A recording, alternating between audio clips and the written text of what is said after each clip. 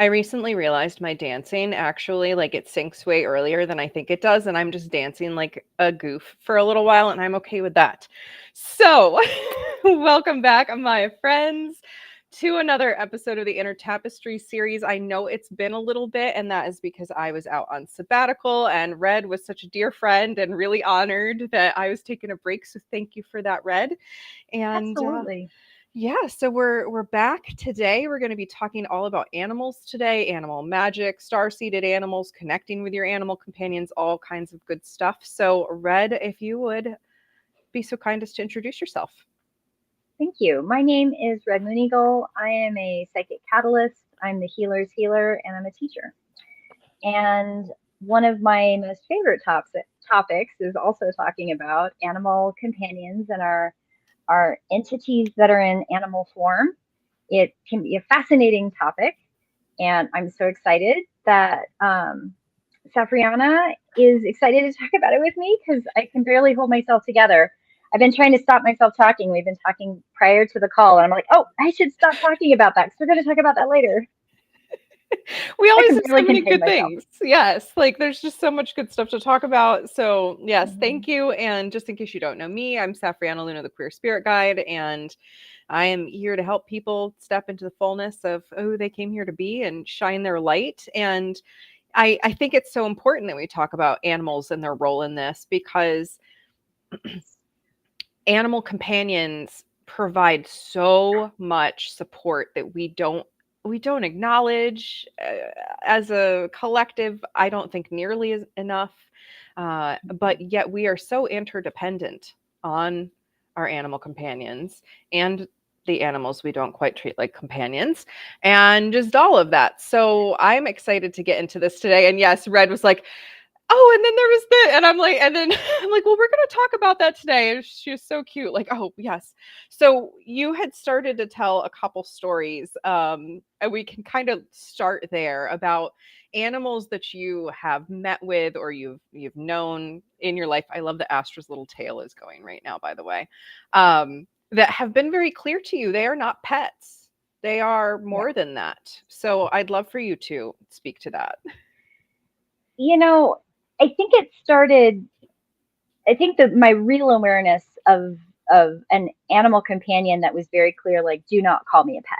I have a name, and you're going to call me by my name, and you're going to treat me like an entity that I am. You're not going to treat me like all the other humans have treated me, or that you're emulating, right? Mhm. Like, I was called out, and her name was Dulcie. And a little bit of a background story of Dulcie, very quickly, is that she was feral. I went looking for kittens because I had had a guide say, okay, there is an animal companion waiting for you, basically. And I interpreted that, oh, it's time for me to get a pet cat, a pet kitten. That's how I translated it. I was wrong. I was wrong. I was not only a little bit wrong, I was way wrong. And I spent a couple weeks looking at ads in the paper, like following all the kitten ads, and I went to house after house after house, and they would kind of roll over in my lap and stuff, but then they'd ignore me. Like, they wouldn't have anything to do with me. I'm like, clearly y'all aren't interested. And this feral cat had given birth in this lady's house, and I went to look at her kittens, and the lady had gone back into her house, and she'd come back out. And when she came back out, Dulcie was sitting in my lap. She'd introduced herself. She had curled up in my lap. She was purring. She was like, I'm going to come home with you. And the woman comes out of her house and goes, that is a feral animal we have never been able to get near. And I went, oh, well, can I have her? And they were like, please? Because they couldn't have animals in their house, and they were completely flabbergasted. Like, what are we going to do with this animal that's had these kittens, and we have to get rid of them? That's where the ad came from. And when I got up to leave, she literally got up, walked to the car door, and sat down in front of the car door. I opened my car door, and she leaped into the car. Like, she's like, I'm going home with you. You are my person. But the journey of having Dulcie in my life was a combination of, I knew exactly what her name was, like, within hours of her joining my life. And she repeatedly let me know, like, I am not your pet. I am myself. And you will not treat me like a pet. You will treat me like the entity I am. And it's interesting. She really reinforced things that I'd kind of always known, but as she called me out on it, like, don't emulate the people that are broken. Don't emulate the people that don't recognize who we are as entities in your lives. And she helped me reconnect at a time in my life where I needed to be reminded of my earth sense.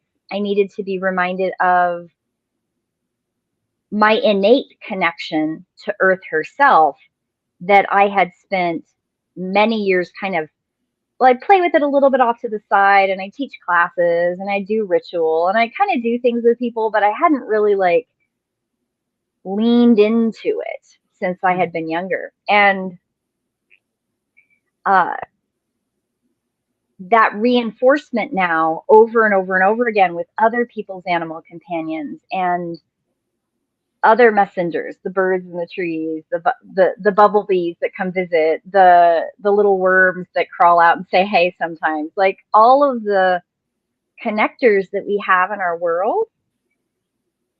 One of the biggest lessons from all animal companions is not only how much they help us, but they are literally trying so hard all of the time to help us understand that we're part of Mother Earth's ecosystem. Yeah. We spend so much time separating ourselves in our square boxes. Oh, my brain is over here like, oh my gosh, and we need to talk about this and this and this, and there's so much here. Yeah. So first, her name is Dulcie. Am I saying that right? Her name was Dulcie. Yeah. Dulcie. Well, she sounds like she was the perfect companion to come into your life at that time and help you, really have these awarenesses. And then I love that she pulled in, the bees and the birds, because the thing that I've witnessed with animal companions, some are like they move in, right? They live with us and they hang out with us and they're there, right? And we have these very ongoing relationships. And then some animals literally show up for the briefest second, like a butterfly flying by or this little jumping spider that keeps coming and visiting me on the porch. And they're just, Yep. they're there. And when we are awake and aware enough to tune into them and listen, and, not all of us have the gift of animal speaking or the ability to like hear the message, but even to just symbolically connect with them a moment, because we do have Mm-hmm. collective symbolism, right? We Like do. butterflies representing change, or spiders representing connections in the web, or, Mm-hmm. like all of Yep. this. But we will absolutely bypass that if we're in the state of thinking we are superior to them. Yes. We are not superior. Thank you for pointing that out. That's a big one. It it's one of those things where I get that question a lot when I do readings and stuff, and I start talking about people's animal connectors, because there's our spiritual animal connectors. Those are those that Mother Earth, as we are part of her ecosystem, she sends us a blue heron, she sends us a worm, she sends us the jumping spider. Like she sends us the messengers that we are already innately connected to if we just sit in that space, be uncomfortable, and recognize our commonality. Mm-hmm. But most of the time when people ask me questions about what does this animal mean, it is coming from a place of I am superior on the hierarchy scale. So the question usually seems, and I have to be very careful with it, because a lot of times that ego, right, that ego of hierarchy kicks in, and it's what does that message mean to support my hierarchy? Mm. And normally those messages aren't about supporting any kind of hierarchy. It's supporting connection in Right. some way. And if you're not ready for that messaging, it can. I've had clients that are like, they're mad at me. They're mad because I won't reinforce their ego in that. Mm. Because Mother Earth doesn't care about your ego. No. The spider doesn't care about your ego. No. Your animal companion, feline or canine or bird or snake or whatever it is, they don't give a rat's ass about your ego. Ever.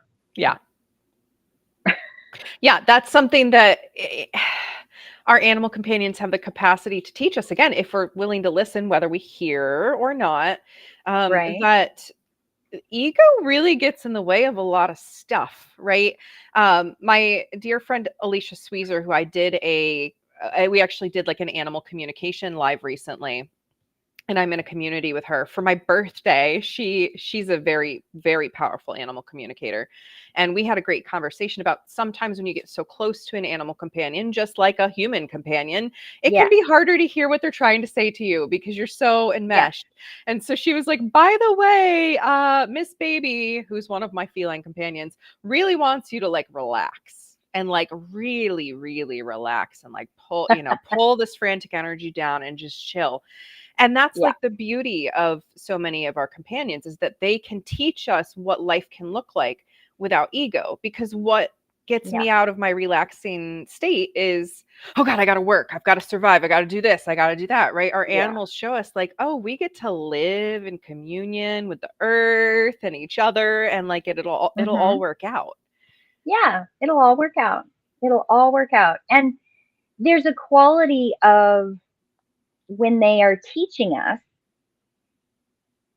Not everybody has animal speak, as you said before. That is a true statement. I have met people who do not have animal speak, but they do have, and we all have, the ability to connect into the intrinsic pieces of our meat suit that connect us to Mother Earth. And thusly, we have the intrinsic ability to pay attention, to be mindful, to be present, to be in our bodies, to be in our spirit, to be emotionally available, energetically available to those animal companions, no matter who and where they are represented in our world. And it's a beautiful thing. And I find that if you can lean into that and recognize the entity, the innate intelligence of the entity that's with you, they can bring forward their multidimensional selves as well. And Hmm. Dulcie was very much not a cat living in a cat body. I don't know how to say that any other way, but that was not a human stuck in a cat body. That was not a cat entity stuck in a cat body. That was something else. Don't ask me what. I never quite got that untangled, and that's okay.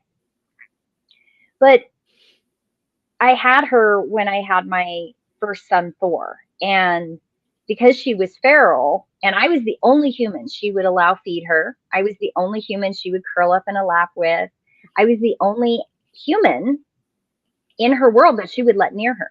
So when I brought Thor home from the hospital, my roommate at the time, she was like, oh, maybe you should introduce Dulcie to Thor, like really, maybe hyper vigilant, because there is this fear that some people have about some animals with children, especially animal companions, right? So different breeds with animals with kids, or there's some superstitions from a lot of different places, right? Sure.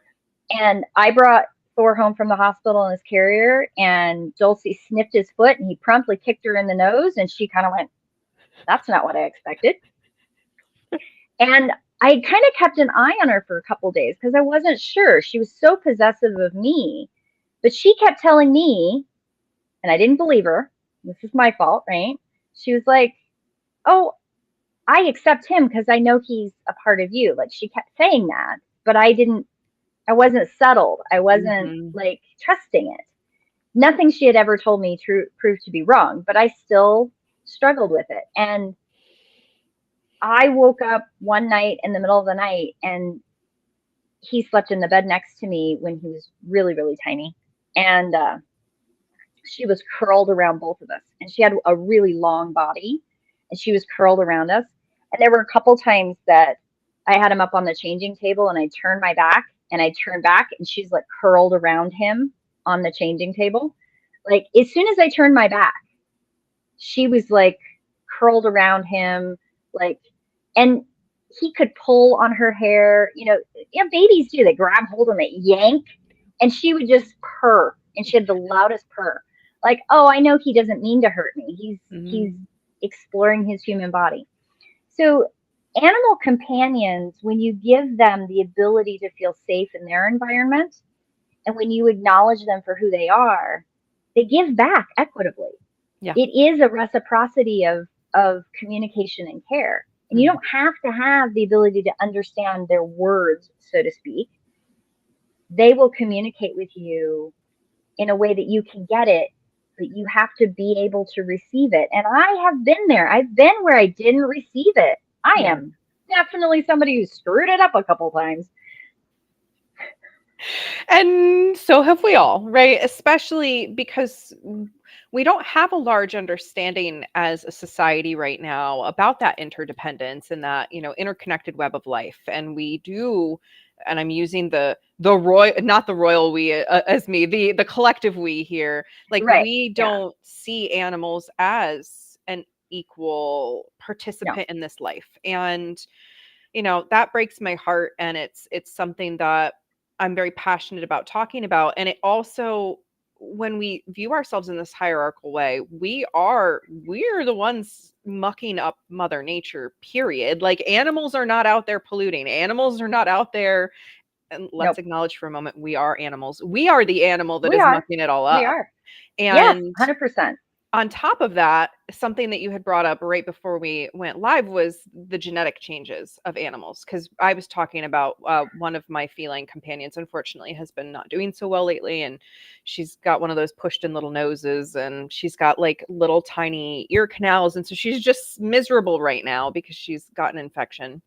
And so we were talking about the genetic changes.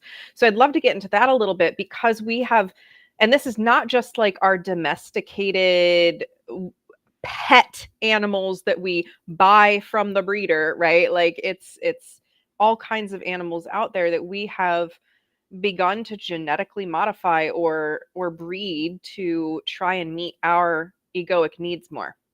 So, Yeah, there's layers in this. So there's a breed of cat that I didn't even know about until 4 or 5 years ago, and I was horrified. I was absolutely horrified when I found out about it. And a lot of people like them. I'm not even going to name the breed, but they were specifically bred from a highly intelligent breed of feline mixed with a very docile breed of feline that's also overbred, that has very specific genetic physiological things that create problems. And they've bred them together to create an animal that's very docile but intelligent, but also has a lot of physiological problems. And the what made me so uncomfortable about this is knowing that the person that I know that went and bought one, like found a breeder that bred them, wanted this particular breed of cat, spent a ridiculous amount of money on this cat, and from day one spent thousands and thousands and thousands of dollars, made herself almost bankrupt to take care of an animal that was suffering. Like, when right, I met this animal companion, she was like, "Come over, meet my animal companion." Like, well, she said pet, but you know what I mean. right. And, "Oh, he's beautiful and you're going to love him and he's great." And she, it, he was so miserable. And he kept telling me, "I just want her to understand that the status quo of what she thinks she's proving to the world, that she has this very expensive cat that gives her this ego boost, basically. Hmm. I'm never going to be able to give her that. I'm going to give her the opposite of that, because that's her lesson." And it was so horrifying for me to watch this Right. animal companion, completely aware that he went through suffering to teach her that. And she still didn't really get it. I mean, she's gotten it better, but at the time it was not a good thing. Yeah. And there's a quality of things that we've done with breeding animal companions in certain breeds, right? Like, um, small ear, nose canals, that squished face, the inability to clean themselves. Like our animal companions in their natural state in nature, they can take care of They themselves, can right? be completely sufficient. They have the When wisdom. right, but when their bodies have been manipulated so much to fulfill a human need Right. of ego or beauty standard or possession or it's I've worked with people who have had canine companions that are bred specifically for protection, but then those breeds are then abused and manipulated and gone against their nature to attack and hurt because they're hurt, right? Like Right. hurt hurt animals, and Yeah. hurt all of us, right? Because we're Right. all animals, like you said. Yeah. If you want to use animal as that kind of word, we are all entities living in meat suits. Is kind of how I look at it. We are all living And in bodies that can move around independently and yeah. right, and there's things that we've done from a human ego societal status perspective that I think felines are kind of ironically some of the ones that I get a giggle out of. Like that particular breed that I was talking about is the only one of a couple that I know of that have been bred so much that their natural felineness is less connected to them, right? But if you look at some of the other mixes, right? Like if you let them loose, like say if something tragic happens and a family leaves them behind, they may be traumatized, but they can survive, right? Like they can hunt, they can survive as long as they have their claws, even if they don't have their claws, some of them figure it out. Like they're connected more to their naturalness, their natural environment.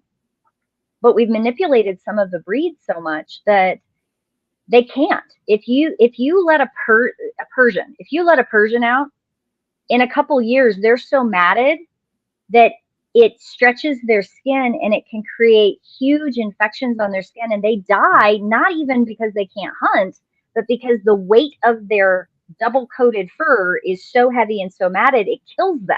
Yeah. Like there's things we've done through genetic manipulation of our animal companions that is all done from a human ego perspective, and it's awful. It's absolutely awful. I concur. It's a soapbox I will never step down from.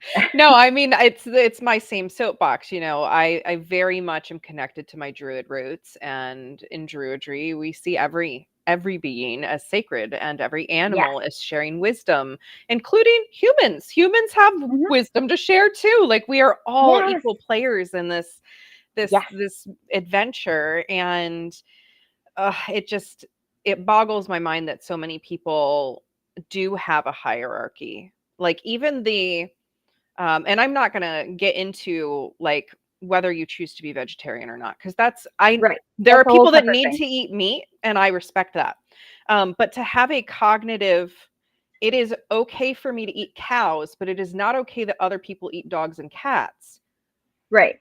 Why? What makes a dog and a cat more superior to a cow?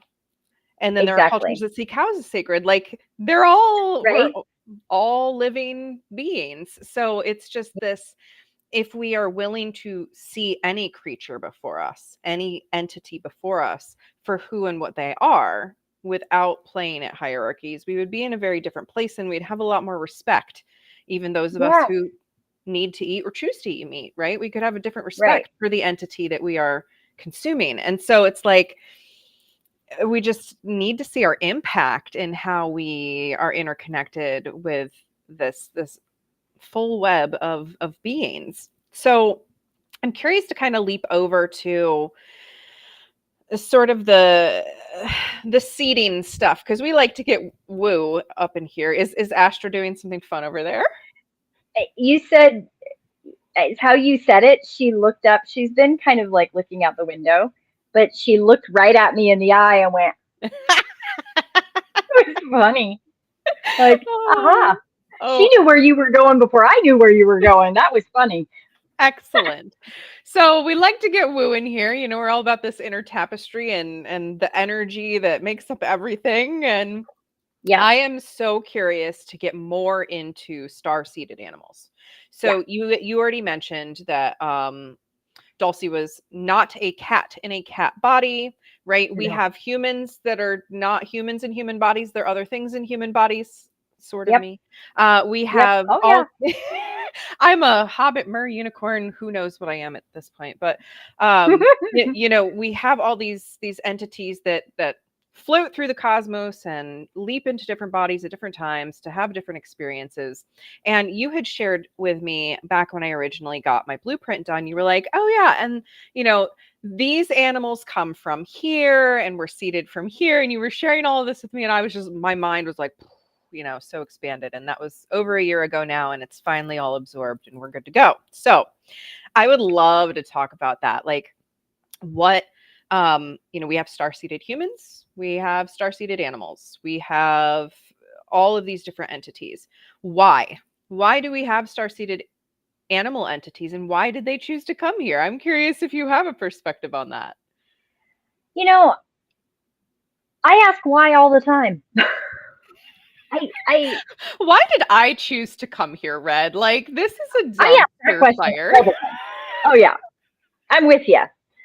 You know, so far, I think that the most consistent answer I get is that there's something about how Earth herself, as she is growing in her own process of her own entity self, as she's dimensionally growing. I don't know, have a better word for it really, but that many of these entities that are coming through, human or in animal form, right? The different forms in our world, right? That there's something unique that's happening here that even I don't understand. And I don't pretend to really understand it. I can only go by what I've been told. And Dulcie was an example of an entity that she was apparently attempting to find me. Um, she came through to be one of my teachers. And I didn't know that. And I was completely oblivious. And it took my own journey to help us connect and come together. And I have this beautiful story to go with it now because of that, right? Mhm. But animal companions can be contracted, just like human people can be contracted with other human people in their blueprint. Um, and sometimes they are just doing their own thing, right? It's a web. It's a connection. It's patterning that's so big that I can't say I really understand it.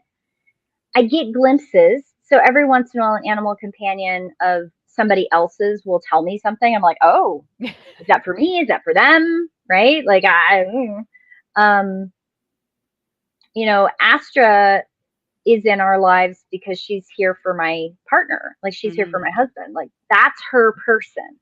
Yeah. And I joke about it. I say she tolerates me because there is a certain quality of when I am doing something that she's like, oh yeah, you're doing your own thing. I don't need to pay attention to that.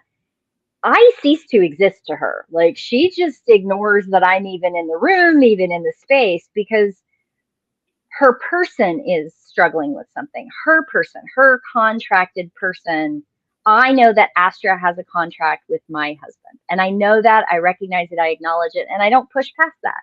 Yeah. Um, and occasionally she lets me know, like when we sat down and she was like looking at me when you had said something, I was like, oh, I need to say that to Safrianna because it's something that she's validating, not because she has to. She's making a choice Yeah. to participate, but she doesn't have to. Because I've watched her completely like, I'm not here for you. You deal with your shit. I'm going to go work with him. Right. Right. And she's never shared with me specifically what that contract is with my husband, because it's apparently none of my business. I have gotten nosy and I have asked, and she's basically told me to screw off. So, I mean, and I respect it, and I don't push. Um, I've been very blessed to have some amazing animal companions that were here for me, right? And that's okay. I'm not always going to have one. And so there's a quality of the entity itself can be from anywhere. And why they come through and how they come through, I really think that it has to do with contracts. Do I understand all the things there is to know about contracts? No. I'm pretty sure my puny little human brain would just explode like a pimple if I tried. Yeah. And I'm okay with that. Yeah. I have no ego attachment to feeling like I need to know it all. It's not my, I got other shit to work out too, right? But there are different kinds of entities, and some entities are very much specifically from where they come from originally. They're star-seeded, and we can get into that in a minute, so don't let me forget that. And then there are entities that are from here. Like, they're entities that are from Earth herself. They're from this plane of multidimensional awareness self, and they come through very differently. And so far, this is a true statement. So if I ever encounter it differently, I will let you know. But so far, I have never encountered a star-seeded entity in a natural entity form from here. Whatever that means. Okay, so let me make sure I'm understanding that. You have yet to meet a star-seeded entity living in an animal body that is otherwise from here, that has never Correct. been elsewhere. Because I know you and Never I've been talked anywhere about, like, whales, for example, are Yes. star-seeded from the water planet. Yes. Yes. So a whale absolutely could be a star-seeded. It is a star-seeded entity. It may now be just a whale here, but it could also be. I haven't met one yet that's just a whale from here, just FYI. Okay, then that's fair. I've had some weird encounters with them, so far that has not proved to be a true statement. But so I'm curious. wrong. Yeah, I mean, you and I have talked always, like, anytime we get into absolutes, we have just guaranteed that there is a case where it is not now, right? Like, or it is in the case of not. So there really are no complete absolutes. But yes, so we've talked about canine and feline energy are actually from elsewhere originally. Whales. Yep. Certain birds, but not all birds. Birds are like, there's a lot going on with birds. That's what I will say for right now. Well, so the best thing I know how to explain it. So I know for a fact that eagles are not from here. So far, crows are from here, ravens are from here, most of your parrots are from here. So far, all of them that I know of. I say most because I just haven't encountered all of them, apparently, obviously, right? But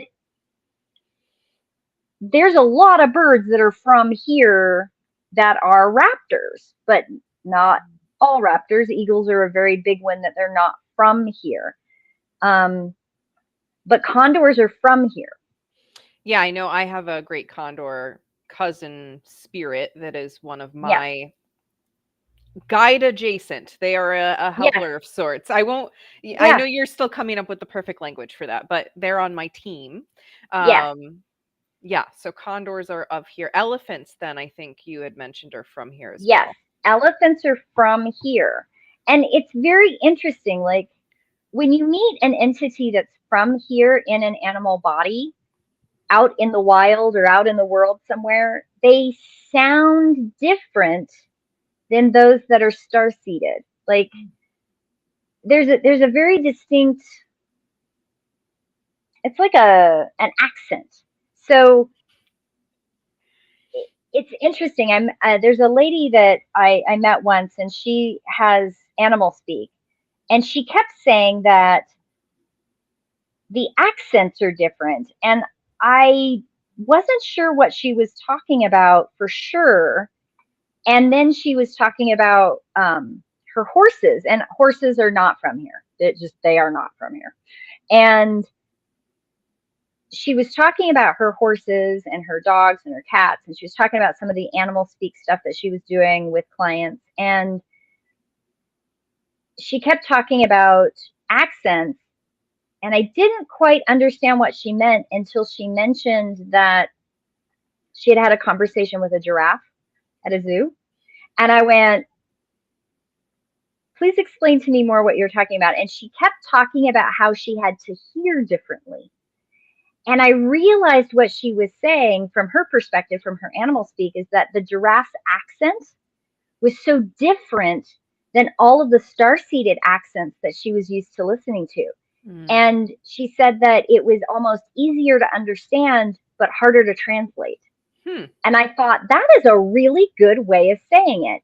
If you're from here with animal speak, that accent's way easier to understand than when you start listening to your star-seeded accents or where they're from. There's a translation process through the meat suit experience, I guess, from a star-seeded entity versus an entity that's in a body that's just always been in an earth-based body.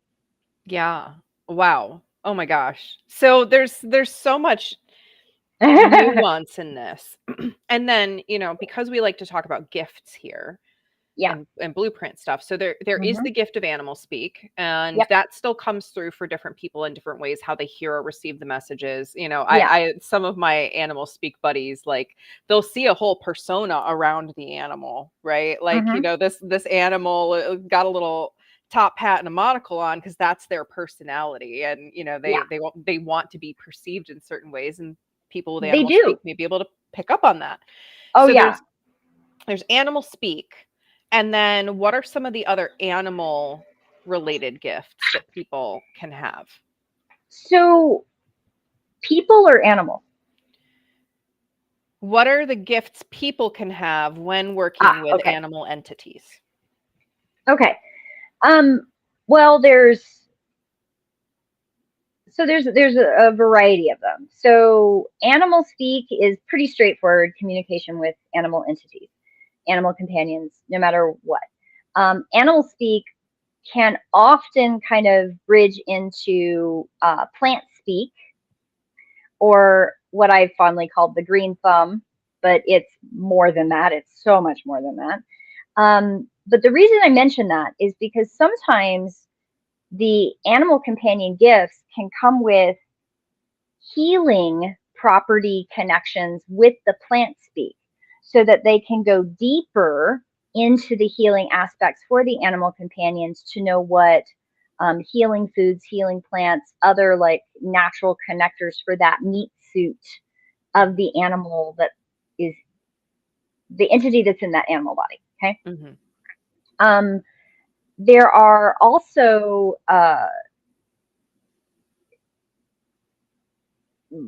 energetic reconnector gifts. So it's almost like you can read the energy lines that connect the animal body into Earth's body. That's a gift. There is the gift of kind of like a hands-on healing thing that's just for animal bodies. It it can work across star seeds, but I have noticed that I have met a couple people that they have that type of hands-on healing, but it only works with star bodies and it doesn't work with earth-based bodies. So I Mm. don't really understand like why is it that way, and I don't know if it's the entity that's in the human meat suit that's the problem, or like I haven't quite figured out like why it doesn't cross and why it's so specific. One of the other things that I have noticed is that in some of the gifts that a human may have, like a walking, talking human body, is that they may resonate to star seeds that are closer to their own entity body, their natural entity body. So that's where we start making silly phrases like I'm a cat person or I'm a dog person or I'm a horse person, like that. Well, That's not maybe a cat really, person doesn't make any sense in this case, but it is what it yeah, is. like there's statements that get made because there may be actually star entity recognition there. Like there's layers of that I try really hard to kind of not fall into those buckets. Um, the other cool gift that I have seen a couple times fairly recently, I didn't used to see it all the time. I'd see it every once in a while, but I've seen it a couple times now where a person's like gift is the ability to translate the entity within the star-seeded body. So that's where you get the monocles. That's where you get the top hat. That's where you get these imageries that people have as a gift, where they can see the presentation of the entity within that wants to share that with you.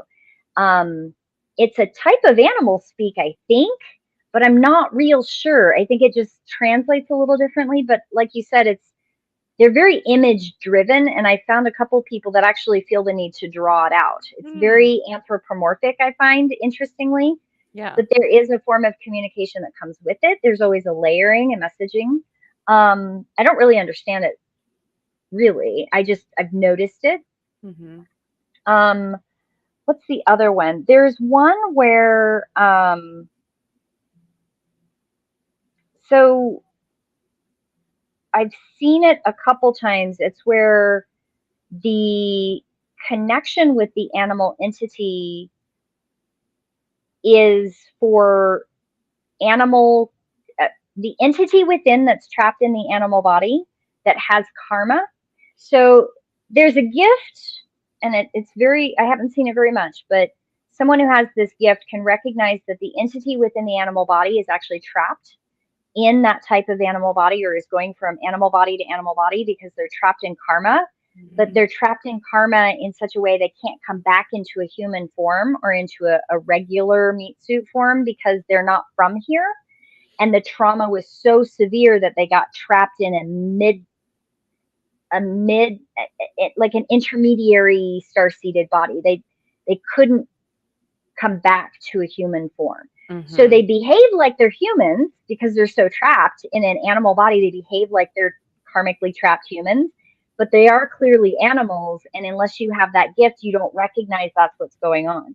So that is a gift. That is somebody who in a human form has that gift to recognize that's a trapped karmic entity. That's an entity trapped in karma in an animal body. And that's a totally different thing. Yeah. So it's very specific. It's very unique. I have seen it. It's amazing. And people who have that gift, they make the rest of us look like we're dummies in comparison sometimes. I mean, they really do, because their awareness of that is so strong. Yeah. And they're driven by that usually. So far when I've seen that, there's a blueprint driven to retrieve these karmically trapped souls in these animal bodies. Yeah. Because they'll recognize it in anything that's star-seeded. Anything. Because so far, karmically trapped entities are always in star-seeded bodies. Again, so far, I've never met an animal that's an animal from here that's got karma. Ever. I mean, that even, it's so interesting. Like I said, I've studied druidry. I consider myself a druid. I literally was introduced to druidry out of a dream state Yep. when I was like 18. And then when I was 19, I started to really study it. And in druidry, there's this principle of, and I've realized now that everything that's written about druidry is earth-based. It is 100% Yes, all of it. earth-based. All All of of the it. reincarnation stuff is earth-based. And so it always Yep. felt a little off to me until I'm like, oh, this isn't taking into account star seeds and star-seeded bodies and Yes. entities and what. Oh, okay, this makes sense. But there was this Yep. idea of single-celled life form, and then coming into plant form, and then coming into animal form, and then coming into a human, can do more things form, and then eventually ascending beyond a human form. Right. And that makes sense if animals here on Earth are only like, they're from here and they're currently still in an animal form. They're not sort of incarnating up into other, they have an accrued karma, because animals, when they're just being animals, don't do the karma thing. They are literally operating under instinct, under nature, under their earth Mm-hmm. sense. That's something you Yep. shared with me, that all animals have that earth sense. So they're just All like of them. doing their thing, they're feeling the flow. Like there's no karma in that. It's just living. It's just like breathing and being a being here. So that totally makes sense to me. I appreciate that. That has dropped in and made a whole lot more sense today about earth animals and the lack of karma. So, Yeah. uh, and that gift, these nuanced gifts are so interesting to me, because I have animal speak, and I have the ability to recognize star-seeded entities in animal bodies. Um, One of the animals that recently came into our life is definitely a poor little star-seeded boy, and he came into a little dog body, and he is so traumatized. Poor little buddy did not know what he was getting himself into. And so like that's an experiment for our family to like help him figure out how to heal from this. But people are not aware of the depth of energy, and again, this interconnected web. I just keep going back to that today, of all of reality, of the multidimensional aspects of life. And so many of us are just getting pets and then we have no idea what we're really signing up for, right? And so that goes back to contracts and Yeah. It's always an interesting conversation. The human trauma experience, I've worked with people over the years. I experienced it as a child, somebody who acquired pets, like a hoarding situation. It was mhm, awful. It was, I love animals so much. I want them. Animals love me, except no animal liked them at all because they were so trauma driven. All the starseeded entities were like, please, I don't want anything to do with you. You can't even recognize your own trauma. Um, and then the ones that were like contracted to them, that they were like, well, I don't like this animal, right? Like the human ego trauma trap is awful. And when I look at gifts and I look at animal gifts, one of the things that pops up pretty consistently, and I just assumed all of them were like this until I got a little bit older, which is dogs are very empathic. That seems to be their baseline. Cats are energy sensitive. That's their baseline. It doesn't mean that dogs and cats can't have both. Horses are both. They have both. They're like empathic and energy sensitive all wrapped in one big package. I've never met a horse that wasn't both. Like each body itself also, the star-seeded bodies seem to either have these baselines or not, but all of them have earth sense. mhm, All of them. And I know that there are people out in the world that don't have access to earth sense. I know that because I've met them, I've had them in sessions. It's a real thing. You can go your whole life and not understand that concept. mhm, That's okay. But our animal companions all have that. And it's important that we recognize that we're not acquiring pets. We don't go out and say, well, I want a turtle, or I want a snake, or I want to collect spiders, or I want 17 different kinds of cats, or I want to breed this particular kind of cat because I want to make money. Like those motivations are part of the sickness that we right. display in insisting on the separation between our lived experience and Earth herself and her consciousness and all of the Mhm, connections we make. And I love how you go back to the Druidry all the time because it is a real. I've used so many words over the years. I've studied so many pantheons and so many theosophies in the world that I very rarely stick to any of them because there is so much truth in the baseline of most of them. And most mhm, of them all go back to the baseline that we are all connected. yep. And our animal companions, like I remember listening to my granddad, and he's like, cats belong outside. They're supposed to be outside hunting mice and stuff. And that's a true statement. Like that's what they do in their wild. They eat mice and rabbits and moles and snakes, and they do And the their thing. birds, one of the And the outdoor birds, cats here just ate a bird outside. We were like, right? there's feathers everywhere. Right. But then you look at in our modern society, when we look at how dogs behave, right? If you have a whole bunch of dogs that don't have homes, they pack together and they become very dangerous, right? They can become dangerous packs where they're attacking people for food, and they can drag small children away. I mean, some countries, like, they have wild roaming packs of dogs that they have a really hard time controlling. Mhm. Um, and same with cats, right? Like, cats are very looked at as not pack animals. I will argue that all day long that they are. But when every single house on the street has a cat and they're letting them out, all the bird population drops in the area, Yep.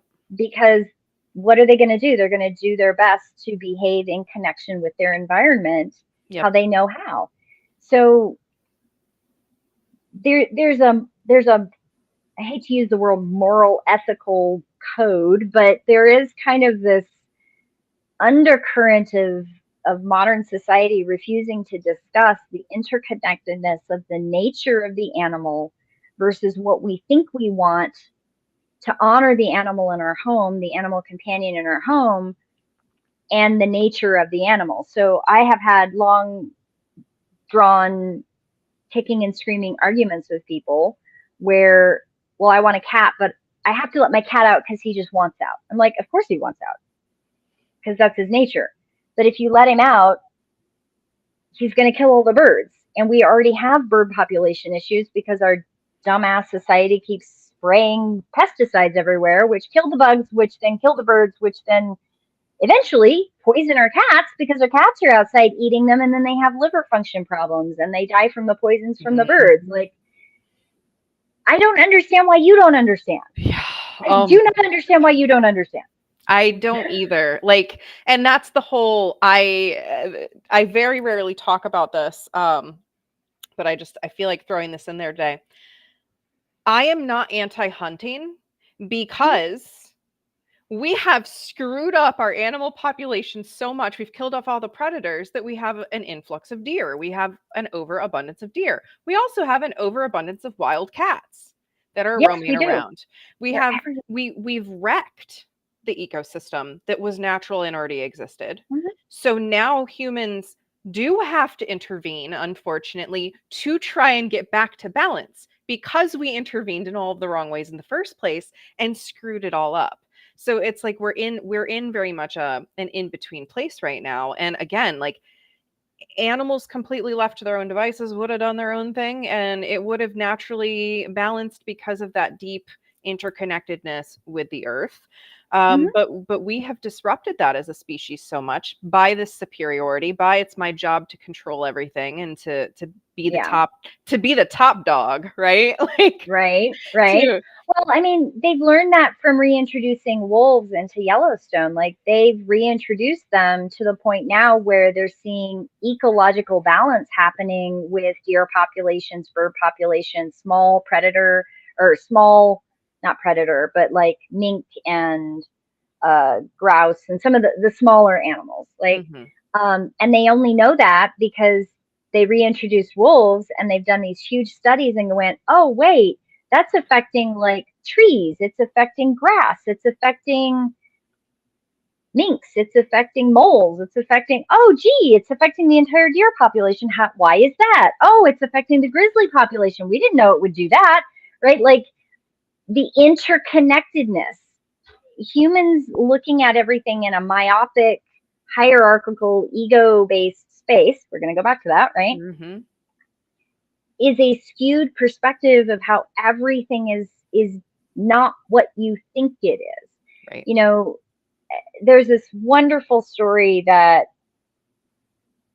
I don't remember all of it, and I wish I did, but it's a Native American story which tells the story about how the tribes in the California forests were managing the forest through controlled burns and through collecting firewood and collecting things, and how they managed the forest for generations, but in a way that was connected. Like, we think of Native Americans, indigenous to the United States, as, well, they just wandered around and they just went with the seasons type thing, and this optic of spiritual hierarchical way without recognizing that tribal knowledge was also forestry. It was also managing wildlife. It was also being connected in a natural way so that your resources were to be there for 7 generations or more. Right. And our modern society has broken that so bad So bad. that I'm not against hunting either. Now, I'm also going back to the whole like meat thing, which I'm going to go back to how I've had to have guides tell me how to talk to people about that. Like, your meat suit is nutritionally deficient because you're not getting something you need. So how do you get back to being on track means, yes, there is a viable entity within you that comes from the stars that recognizes the sentience in all things. Of course you're going to have trouble eating anything that has sentience. You do know that the lettuce you're eating also has sentience. Correct. Good to know that you know that, right? But how do you get to a point where you can sustain your meat suit and honor where that nutrition comes from? Right. And the part that I get absolutely tickled from is that we have the tools. It's just been codified and put in these culty religious contexts that make you nauseous, right? But if you look at honoring where your food comes from, that's the kind of prayer, if you want to use that word, right? Like, where's the reciprocity of recognition between where your food comes from and Mother Earth herself, back to the interconnected web?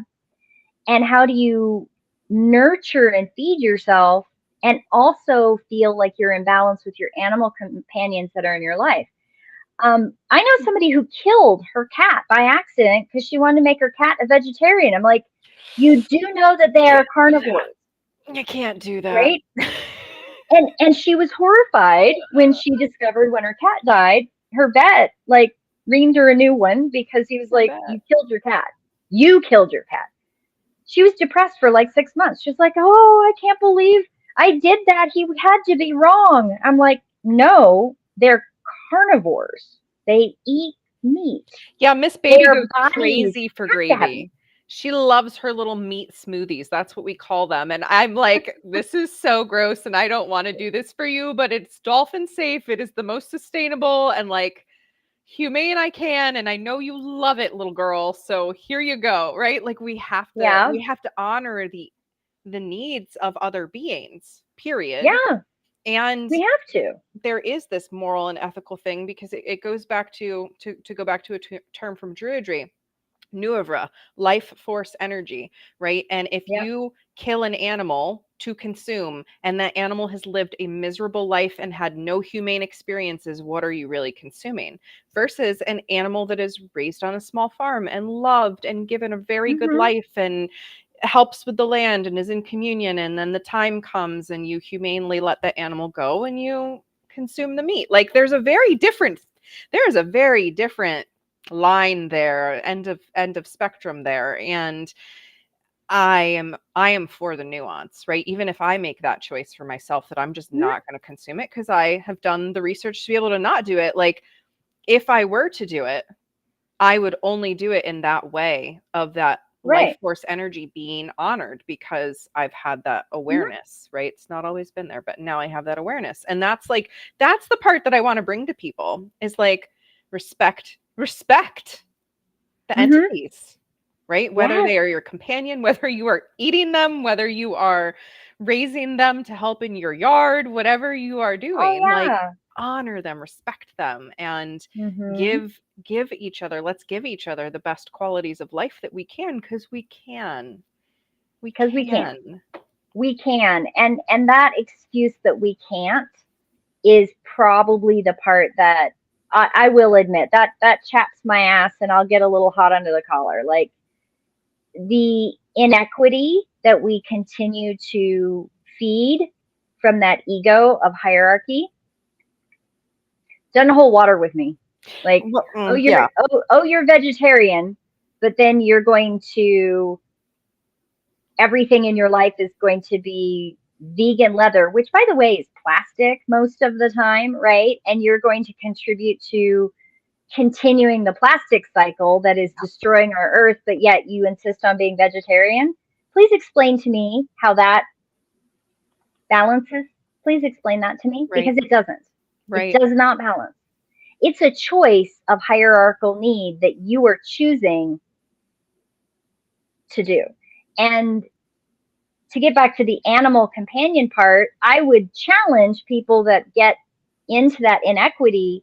They find animal companions that are trying to show them that. Those animal companions are probably trying to show them that all of the time, because that goes into our contracts. Like, how do you get out of that karmic loop and connect back in and find the equity of reciprocity between you and the animal companion in your life and in your world. And I know we went really big, but I want to come back into the tiny things. And I really want to look at, like, when you have an animal companion, they are your companion. Mm-hmm. And if they choose not to be your companion, they will let you know. You can't hold on to an animal companion that doesn't want to be held on to. They will find a way out, because they do have that reciprocity and equitable ethical connection with the environment and Mother Earth herself. And if you're not honoring the connection that they're here to show you, they will go somewhere else. You cannot prevent that. Yeah. And so It's just that the way it brings me works. to, yeah, that brings me to a question I want to make sure we got to today, which is, how do we connect more with our animal companions and like really honor them? You know, of course I have ideas, but I'm super curious to hear yours, especially with the frame of people have different gifts and different Yeah, abilities. So what are some yeah. general ways people can connect, and what are some ways they can try to go a little bit deeper? What comes up for you there? Well, like we've talked about before. So if anybody wants to understand a little bit more about energy sensitivity, empathy, please go back and watch some of our other podcasts, because there's some tidbits in there that will help you understand them. But one of the biggest things is pay attention, be in your body, even when your body's uncomfortable, even when you go to an emotional place that doesn't feel good, or an energetic place that feels very noisy. Pay attention to that when you're in a space with an animal companion, because whether you have animals speak or not, they are communicating with you in a way that you can receive if you let your ego go. And that's a big thing. So I love my partner. He's absolutely amazing. But Astra is here for him, right? So I know that. And every time Astra does something that he's like, oh, she loves you too, Red. She loves you too. Like, he's wanting to share that contract, because this is just my husband. Like, he Yeah. just wants to share everything. It's beautiful. And I'm like, well, yes, she is communicating with me. I'm going to honor that. And yes, like, my throat hurts, or I don't feel good today. And she's sitting on my lap because she's a natural number 4 cat. So she's going to do that. So there's that. But because that's in her nature, right? But she is also empathic, and my husband's empathic. So she will pick up the layer of emotion, and then she will respond to that because she has that gift. I don't have empathy. I don't understand that. It's a language I am not familiar with, but I can recognize that I honor her as herself. So she honors me in return. If I did not acknowledge that contract between those two, like, when she moved, when she came to our house, it was really the how we found her was very, like, I wasn't sure we should take this animal home. Like, I'm not sure, because it didn't feel like there was a connection. So I didn't understand why my husband was like, she's coming home with us. And I'm like, did she choose us? He goes, yes, she chose us. And I went, Not but I not so didn't much feel the us. that. Right? Right? And I thought, it took me a couple weeks of her being in our home with me paying attention, watching her body language. Like, animal companions, all animals, pick an animal, I don't care what they are, they have a language in their body that they speak through. And it can be very subtle. It can be very easy to miss the little pieces. And she'd been with us about 2 weeks, and something, I don't remember exactly what it was, but she's not interested in going outside. I think that was actually kind of part of it. But Luke came home and she was like greeting him at the door and just effusive and being very affectionate. And I had come home earlier than him that day, and she didn't greet me at all. She was like, "Who the fuck are you?" Like she looked at me and went, mm-mm, and walked Not away. interested. I mean, literally turned around and walked off. And I'm like, oh, okay. And it was how she greeted him and how he leaned down, and there was this, like, I could sense from an energetic perspective, this, there goes it was like I watched the contract acceptance in that moment, and she was happy. Like, for the first time being in her home, she was truly happy. I watched her happiness emerge. I can't feel that emotion, but I could see the happiness. And I realized those two have a contract. Huh. Am I mad about that? No, I'm not mad about that. I think it's kind of cool. And now I get to it. And of course, then my curiosity kicks in. Now I get to observe. Well, what does that mean? How do I live in a space with my partner, who we shared a contract with another animal companion a couple of years ago? And how does that shift? How does that shift in our dynamic? And it's a fascinating thing to watch Luke he tries to share the contract. It's so funny. He's like, but look, she loves you too. But look, she wants to sit in your lap. But look, she's telling you this thing. Like, he's trying to share. And it's a beautiful thing to watch him heal, because she's there. She is here to help him heal in a different way that I can't help him with. Right. And how we learn to communicate with our animal companions means we have to let our ego go. I had to look at that and go, okay, I recognize there's something different happening. I recognize she's not here for me, and she did not pick us. So I don't know what's going on, and why is this one coming home with? I'm not going to say no, but I just don't understand, right? Like, how do I let her tell me through her behaviors, through her actions, through her rejection, right? Like, oh, that's a human trigger. Like, oh, you rejected me. Oh, what did I do? Like, I had to go through all of that, just like we all do. And be okay with it, and be completely okay with, she's not doing it from, I don't like you. There's no hate, there's no fear, there's no castigation, there's no whatever words you want to use for that. She's trying to communicate with me to show me what she really is here for. Mm-hmm. And when I saw that connection, I was able to lean into the other things that she's been showing me. So, like, earlier today when we first got on the call, and you said something, I don't remember what it is now, but she turned around and looked at me, and I was giggling because she could hear through my headphones what you had said. And she did that slow number 4 eye blink to say, there you go, that's something that's important. She was communicating to reinforce, to validate in my own human experience that, yes, this is important. Yes, we need to talk about this. Yes.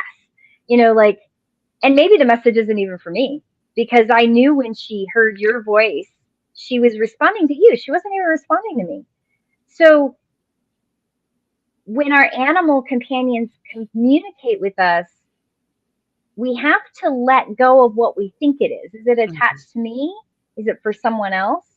We pay attention to the ear twitches, to the tail wags, to how they touch us, how they sit with us, how they communicate. Like, when I was learning natural numbers for the very first time, and I was watching her, I realized that every time I started talking about natural numbers, she'd lay down on her back, and her bottom abdomen, she would spread her bottom abdomen open and show me her 4. And we had noticed at the very beginning when he got her, she didn't have a murder button. All cats have a murder button, right? She doesn't have one. Well, she does have one if you rub her above her natural number 4. That's our 2. If you rub the 2 below his 2, he gets mad. If you go to his 4, he's like, no, stop that. But if you go up, right? So she was telling me from the very beginning, hey, I'm a 4. Yeah, I'm a little thick. I'm human. It took me a minute to get it. But once I got it, it was like, oh, animals do have natural numbers. Mhm. Oh, there's a truth with a capital T, right? Yep. So that's how we learn to communicate with our animal companions. To we have to step out of the anthropomorphization, if I said that word right. Um, we have to step out of that and into letting them teach us how they communicate. Yeah. And that requires practice, and it requires us being okay failing, screwing up, because they're very patient. They have no, They are. I mean, I have met some that are a little impatient, but that's usually because they've been trying for a while and we're kind of thick. Yeah.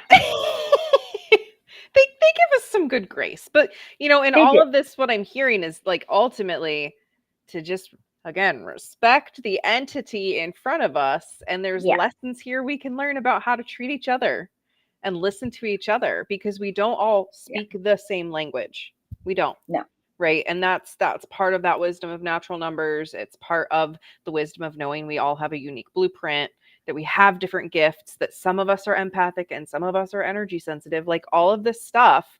I think it's just cool that we get to have these animal friends that take on different forms and speak in different languages and have so much to teach and offer us if we can really get out of our own human way and see them for who they are. So Yeah. it really is just like just connect and allow them to teach us because they can regardless.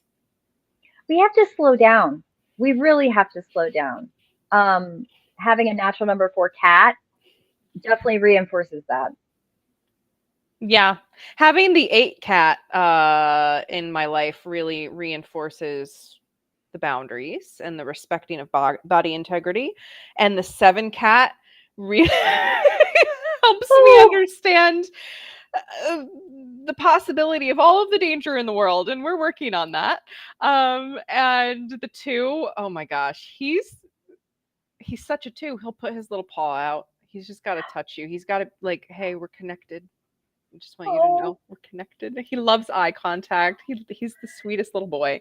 And then the 9, who is not a cat in a cat body, is something completely different. But his little 9 body is so a 9 communication. And we can tell because we know that about him. We've paid attention how to identify when he's off flying through the astral with the other dragons and, bringing back information we need to hear. And then he'll come over and he'll make this deep 9 eye contact with me where we both look mm-hmm. completely blank and we'll have a whole conversation and everybody else is like, what are they doing right now? And then I'm like, oh, Quasi told me this. Yes, They all yes, speak different languages though. Every they single do. feline companion I have, they're totally speaking a different language, just like humans do. So Just like humans do.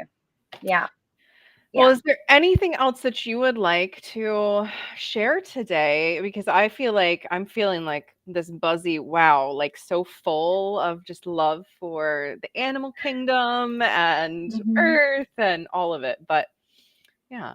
I think the big thing is leaning into allowing each animal companion to communicate how they need to, and really, really, really stop and and pause and make sure you're not going into that anthropomorphization thing where you're relating it to the same motivations that you have, because animals don't have the same motivations you have. They really don't.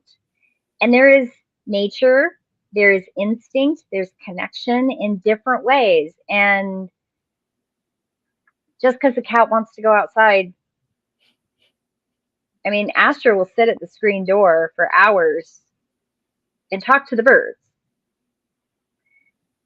If I open the screen door, she might intend to go outside, but she really doesn't want to go outside because her body says it's not safe.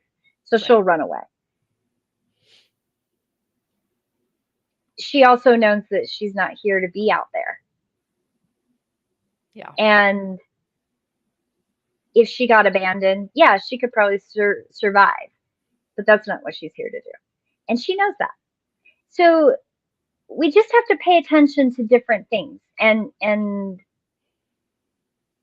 oh, let me rephrase that. Pay attention to all the things, but try not to anthropomorphize. Try not to put your own human motivations behind things. One of the things Yeah. I've learned from our animal companion, all the ones that I've encountered, is that what people think their motivations are, if you think they're human motivated, you're probably wrong. Probably. So Yeah. far. Yeah. That tracks. And they can still help us Oh, uncouple yeah. from egoic stuff that we're doing with other humans too. That Yes. is the beauty of the contracts and the relationships is Oh, yeah. they can help us navigate it. If Oh, we yeah. don't then just put all of our shit on them and end up making Yeah. them feel terrible, right? Yeah. Which we can Yeah. do by projecting our stuff at them. It's I always say like our animal companions are still like little toddlers, right? They are. They do feel what we're putting at them and they do understand, maybe not to the they don't understand all the nuances of English, but they sure understand our energy and emotion that we're pouring out. So it's something Yeah. for us to be mindful of as we connect with them because they're here for us when we need to bawl our eyes out or be mad, right? Mm-hmm. They can hold space for Yeah. that if it's not. They can. And we should put a pin in that because that is next conversation. What do they do with that energy? You might want to write that down. We need to talk about that because that's a thing. I knew we were going to find the next one at the very end of this one. I knew it. All right, I'm making the note now. So I knew it. if you have follow-up questions from this topic, though, because I'm sure we'll be coming back and diving in even more, we will be back in about 2 weeks and seemingly resuming our prior schedule pre-sabbatical. So yes, let us know if there are topics you want us to cover.